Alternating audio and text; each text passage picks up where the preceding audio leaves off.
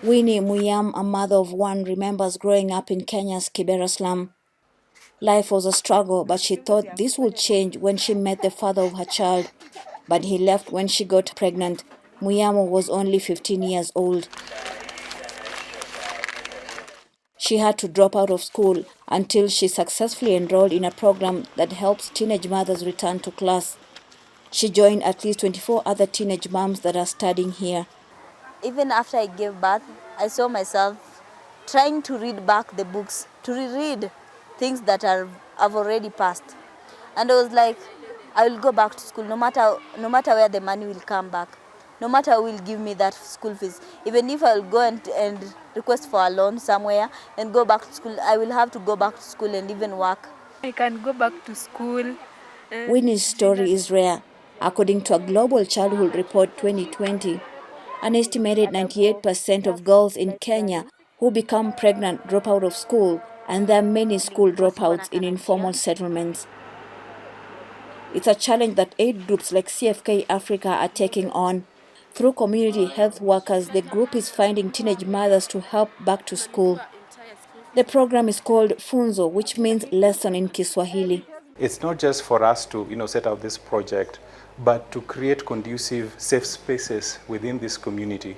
So we're actively working with schools, we're actively working with local leaders to identify schools, to identify churches, among other spaces where young girls can grow and thrive.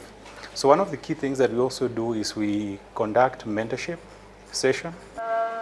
They also receive holistic support to find ways to generate income and become financially independent. Sometimes when the kids are very young and they need to be breastfed, so sometimes they come and ask for permission, they run home lunchtime, then they come back. So sometimes they miss 1 or 2 lessons. And sometimes they also miss lessons when the kids are sick. Yeah, but so far so good. The school administration has accepted them, the students have accepted them, and we are fighting stigma. Kenya's Ministry of Education adopted a retention policy in 2020, which requires school heads to readmit teenage mothers. But school principals like Michael Waichinga say financial constraints make it difficult. Some of these parents, some of the girls would like to come back to school. We have talked to them, but still, because of poverty, the parents are not able to bring them back to school. So there is a big gap there. And also reaching to them, knowing where they are. Around 21 million adolescent girls around the world become pregnant each year. The majority of them from low and middle income countries. It usually forces them to abandon school, but with the help of programs like Funzo, more teenage moms are able to continue their education.